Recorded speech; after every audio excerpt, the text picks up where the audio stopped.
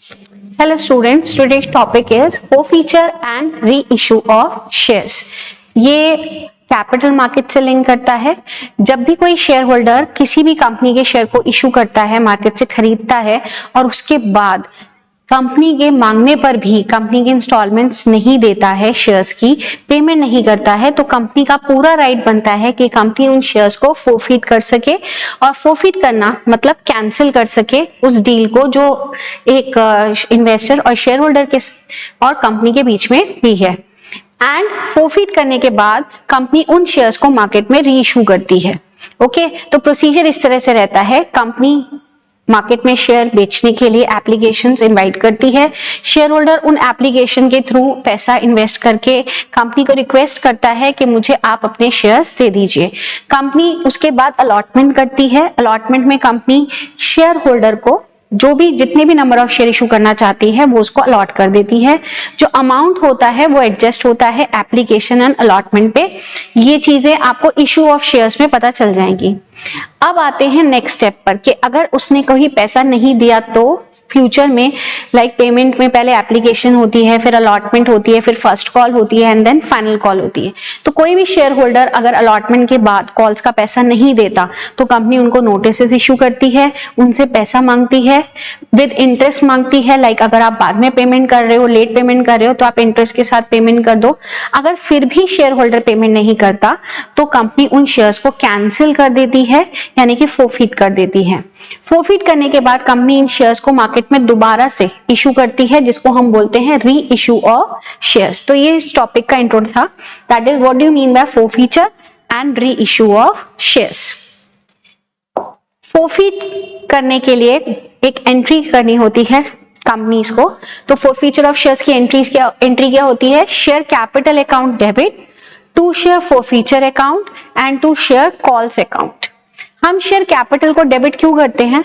देखिए, जब हम लोग शेयर को इशू करते हैं मार्केट में तो कंपनीज क्या एंट्रीज करती हैं? लाइक कंपनी ने शेयर एप्लीकेशन मांगी तो हम करते हैं share application account debit to share capital account. Share capital usually credit होता है, जो पैसा एप्लीकेशन से आता है वो शेयर कैपिटल में डाल दिया जाता है। जो पैसा अलॉटमेंट पे आता है उसको भी हम लोग शेयर कैपिटल में ट्रांसफर कर देते हैं, हम means company.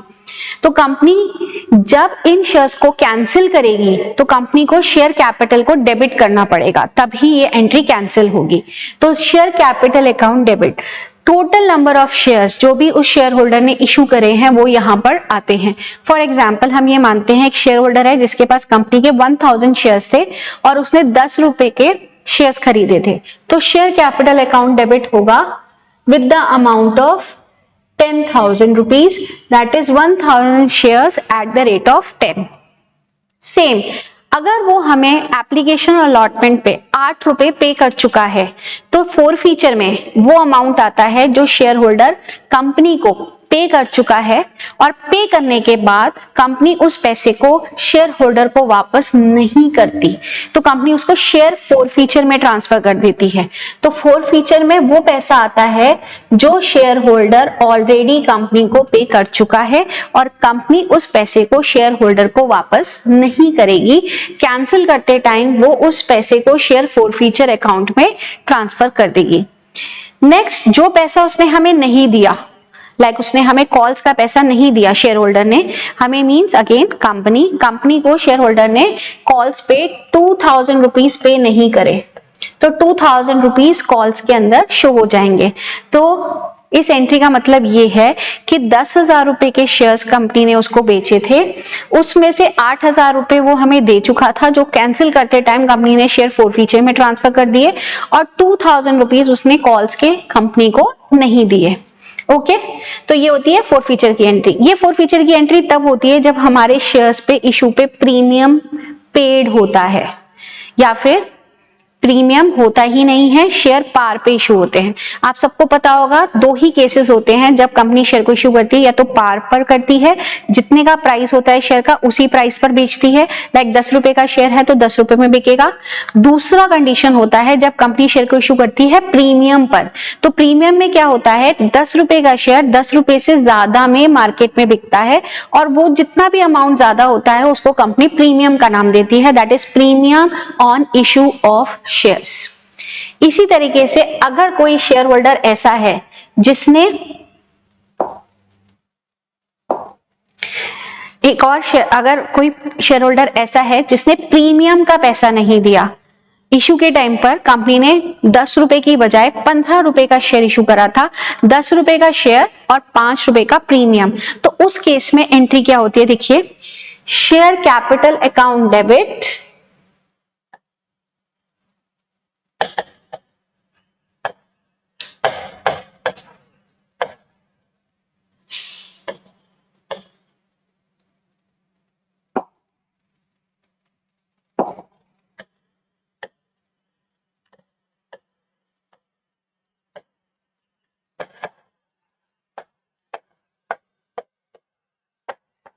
Share premium account debit to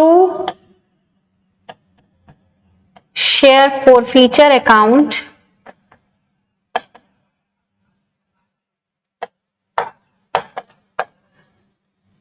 to share calls account. तो अगर शेयर होल्डर ने प्रीमियम का पैसा नहीं दिया होता, अगर दे दिया तो हम उसको जो हमने लास्ट एंट्री करी थी वही करेंगे। अगर प्रीमियम का पैसा आ चुका है तो share capital to share forfeiture to calls, जो प्रीमियम का पैसा कंपनी को रिसीव हो चुका है वो सिक्योरिटी प्रीमियम अकाउंट में ऑलरेडी कंपनी ट्रांसफर कर चुकी है। बट अगर उसने प्रीमियम का पैसा भी नहीं दिया तो हम क्या करते हैं, share capital account debit, share premium account debit, to share forfeiture account and to share calls account।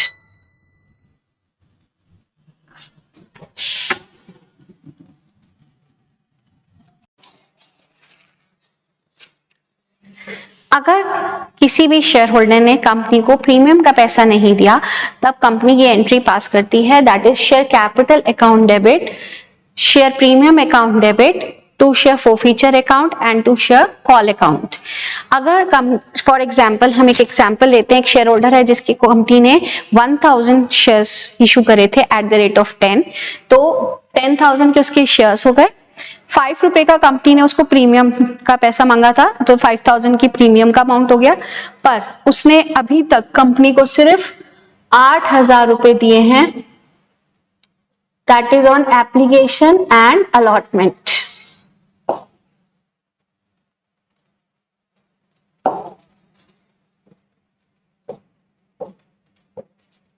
और उसने कॉल पर जिसपे प्रीमियम भी देना था उसने, जो उसने नहीं दिया, तो 2 रुपए का शेयर उसने कंपनी को पे नहीं करा प्लस 5 रुपीज का प्रीमियम उसने पे नहीं करा, तो टोटल इज 7000 रुपीज जो कि उसने कॉल पर कंपनी को पे नहीं करे हैं।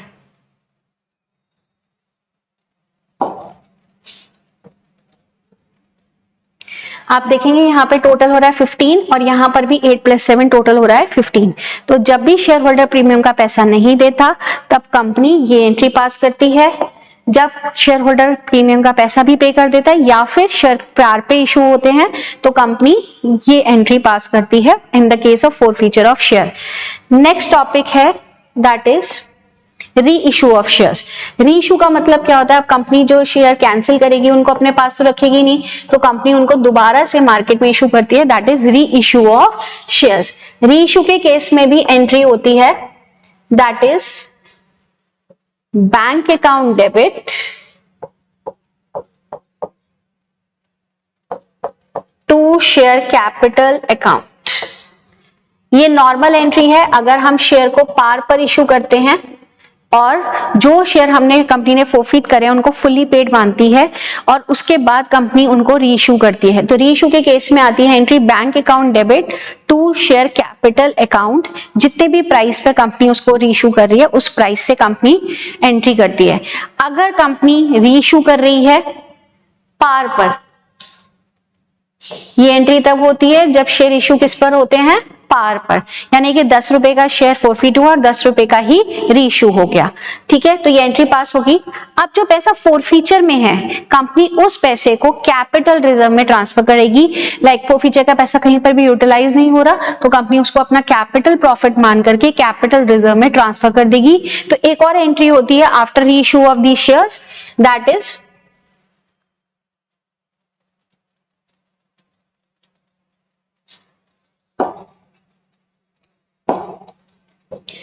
शेयर forfeiture account debit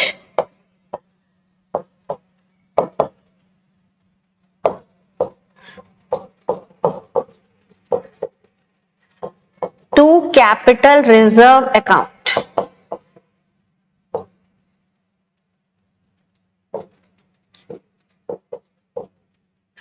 तो जो भी पैसा फॉरफीचर का, लाइक देखिए यहां पर हमारे फॉरफीचर में 8,000 रुपीज है। ये 8,000 रुपीज जब हमने शेयर्स को रीइश्यू करा तब ये यूज नहीं हुए। Bank account debit to share capital, तो फॉरफीचर का जो पैसा हमारा रखा हुआ है कंपनी के पास, कंपनी उसको कैपिटल रिजर्व में एंड में ट्रांसफर कर देती है after reissue of forfeited shares. Company ने पहले शेयर फॉरफिट करे, कंपनी ने उसके बाद उनको रीइश्यू करा, रीइश्यू करने के बाद कंपनी ने जो भी फॉरफीचर का अमाउंट था उसको कहां ट्रांसफर कर दिया, कैपिटल रिजर्व में। एक एंट्री और होती है रीइश्यू की, ये तो थी पार की एंट्री रीइश्यू में। अब रीइश्यू जब अगर प्रीमियम पे होता है तो हम क्या करते हैं, देखिए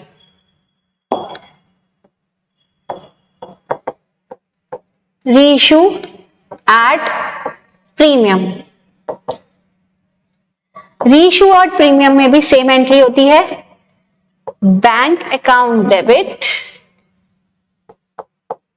to share capital account and to share premium account.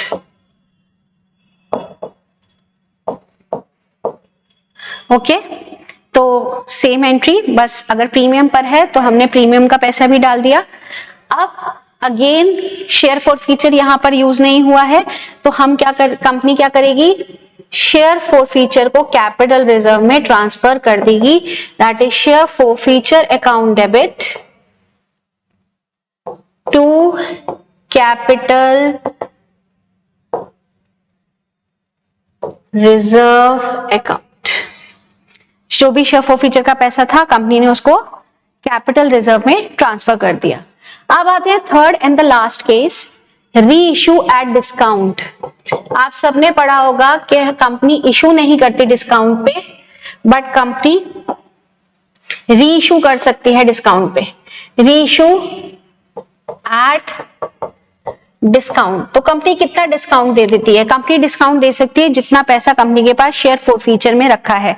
Share forfeiture का जो पैसा है वो कंपनी ने शेयर होल्डर को वापस नहीं करना होता, कंपनी के लिए एक तरह से उनकी इनकम हो गई, एडिशनल इनकम, बट कंपनी उसको यूज कर सकती है जब वो कंपनी उन्हीं शेयर्स को मार्केट में रीइश्यू करती है, किस पर, डिस्काउंट पर।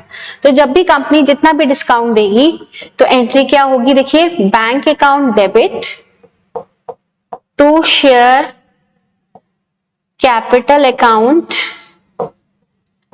और जितना भी डिस्काउंट कंपनी ने दिया है वो कहां से चार्ज होगा, शेयर फॉरफीचर अकाउंट। ओके, तो बैंक अकाउंट लाइकवाइज अगर 10 रुपए का शेयर है और कंपनी कितने में इशू कर रही है, 8 रुपए में, तो देखिए कैसे होगा, 1000 shares at the rate of 8 रुपए का शेयर हमने रीइश्यू करा, कंपनी ने 2 रुपए कंपनी ने कहां से चार्ज कर दिए, डिस्काउंट के फॉरफीचर अकाउंट से, और शेयर कैपिटल में कितना आ गया, 1000 एट द रेट ऑफ 10। तो 10 रुपए का शेयर है, 8 रुपए का रीइश्यू हुआ, और 2 रुपए का जो डिस्काउंट कंपनी ने दिया वो अपनी जेब से नहीं दिया, कंपनी ने वो फॉरफीचर से दिया। ठीक है, अब देखिए जो हम लोग नेक्स्ट एंट्री करते हैं, शेयर फॉरफीचर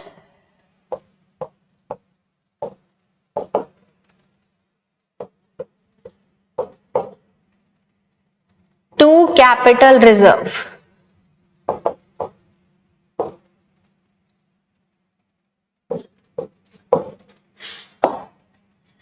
देखिए हमारे पास शेयर फॉरफीचर में 8,000 रुपए थे, 8,000 में से हमने कितने यूज कर लिए,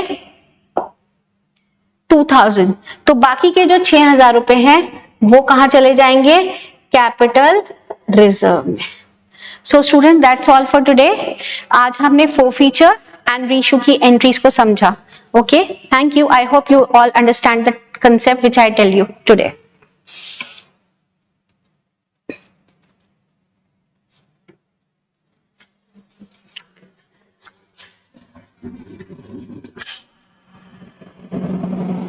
अच्छा, पर पता है अच्छी हुई नहीं है, 2 बार तो अटक गई बीच में।